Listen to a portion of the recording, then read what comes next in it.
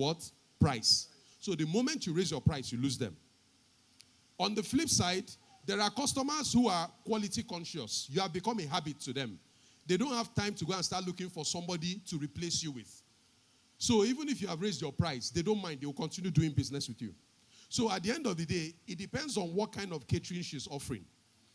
She might find herself in a situation where she's getting more customers, but those are bargain hunters that will price her down. And even after the whole stress of business is booming, I see it a lot. You come into the shop, business is booming, customers are coming in and going out. At the end of the day, the business owner is like, after paying salary and paying rent, I feel like there are termites in this business that are eating money. Yes. There's nothing for me, even though I'm getting more customers. On the flip side, you can maintain your customers, but go deep.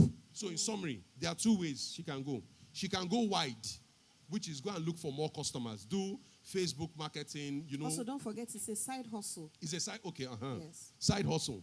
She can go wide, which is limited by the time she has, since it's a side hustle. Yes. Even though there are ways around it, like if you can do social media. Yeah. But the problem is that this is a physical business. Somebody has to cook the food. Yes. And people in this line of business, many of them tend to be what I call artists. They take a lot of joy and pride in doing the work, in cooking the food. So she may be that kind of person who doesn't want to hire somebody to cook. She derives joy. So if she's the one who is actually doing it, going wide may be difficult for her. Getting more customers, that's what I mean by spreading wide. The best option she may have is going deep. Her existing customers, asking them, okay, right now, this is what I'm doing for you. How much more can I do for you? Yeah, feedback. Yeah, getting feedback and then going deeper. Or she can add more value to what she's doing and start charging a wider margin. Make her services more premium. Okay. There was a client I advised recently. The problem was overwhelmed. After doing all this work and everything, there was so much work, but the profits were not coming in. At the end of the day, what I advised was, cut down your customers by 40%. Are you out of your mind? Why will I fire my customers? Who does that? I'm like, fire 40% of your customers, raise your price. And eventually, this guy has more time, the quality of life has improved, the stress has dropped, and profits have grown. Meanwhile, he's serving fewer customers. So it depends on what you are looking for. We have been conditioned to believe that the more the better. When they see your business booming, it means you are doing well. Yes. No, it doesn't necessarily follow that way. So you have to choose where you want to serve. Do you want to go deep or do you want to spread wide? And knowing that there will be trade-offs. Yeah. Okay, thank you so much. So she has two options. Is either she's going wider or deeper. Thank you very much. Okay, so the third question, I need more business capital. How can I access one? What are my options? There's nothing about what line of business she's into. No. Okay. So this means we have to go generic.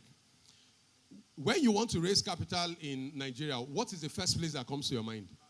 Bank, right? Good. How many of us know how much in profits the banks made last year? Not all the banks. Let's say like the top 5, 6. Zenith, GT, UBA, Access. Who knows? Guess.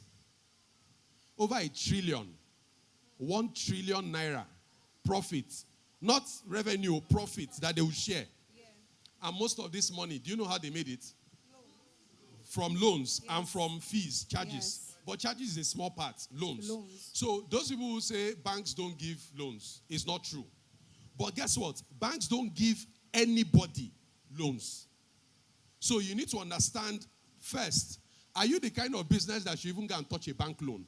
At 35%, 40%, there are some businesses that if you go and touch bank loan, you have automatically killed your business. Don't touch. What kind of businesses are these? If you don't have high turnover in your business, don't touch bank loans. If your sales volumes are not high, if you are the kind that you do sale now, then you wait like some days before if you touch bank loans, you are finished. But there are businesses in this country that even if you put bank loan interest at 70%, they will still rush it. Supermarkets, filling stations, any business that does high volume, bank loans will do very well for them. Now, aside bank loans, there are options you have to look at. If you want to save money in Nigeria right now? Who knows what the bank savings interest rate is? If you say you want to do fixed deposits, how much is it now? Just bank, or not money market, or bank. Like what, 15% is? Who knows where inflation is? So it's almost like robbing Peter to pay Paul. It doesn't really make sense much for you to just tie down your money that way. Let's look at other options. What of real estate? Who knows the problem with real estate if you are going to invest? Long term, and real estate is not liquid. Real estate is not the kind of investment where you go and put your money and you need it today, tomorrow, and you go and sell the land. It doesn't happen like that. Let's keep going. What of stock market? Is it still raining these days? What of crypto? You just go and burn your money. So if you are a salary earner, you have limited opportunities to invest your money now, right? But if you have a business and you are sure of your numbers, if, for example, I ask you, how much in sales are you making? What is your profit like? And you can confidently defend it, I would rather give you my money than go and put it in a bank where I know the returns are not there. And you would rather take from me than take from a bank, because a bank will give you contracts. It's either you sign or you leave it. But if you are dealing with me, we can negotiate. You can tell me, this is the amount I can afford every month. Or let me only be paying you interest, and I'll give you the full principal at the end of the year. You can negotiate. This is how many small businesses are raising money now. They are raising money from people who are average people, salary earners, people who just want to put money on the side, and they are paying them interest. Let me give you one example. There's a person, I put money into his business, and I think he's paying 30% per year. And the agreements we have, and these were the questions he asked me. When do you need the money? I said, I'm not sure, but maybe after 1 year. He said, okay, can I be paying you interest every 6 months? I said, that's fine. You will never get that kind of deal with a bank. Yes.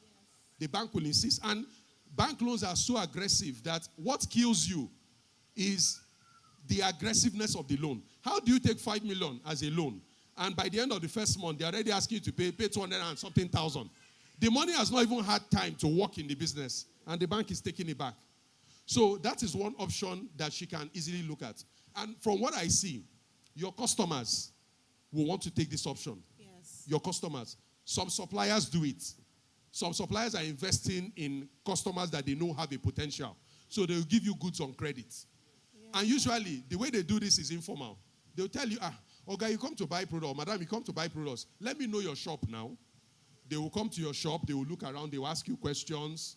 And then they see the kind of volume you are doing. Next time you come to buy, they'll tell you, don't pay now. When you sell, you pay. They are testing you with only 200,000. When you pay the 200,000, they raise it to 500,000. There are people in this country that have supplier credit of almost 10 million plus. They take goods, they pay their supplier after a month. But that's because the person has proven themselves. Yes. So I've given you supplier credits. I've given you family and friends. But essentially making them like your bank instead of going to a proper bank. Okay. The problem I find, this is not the first time I'm answering this question.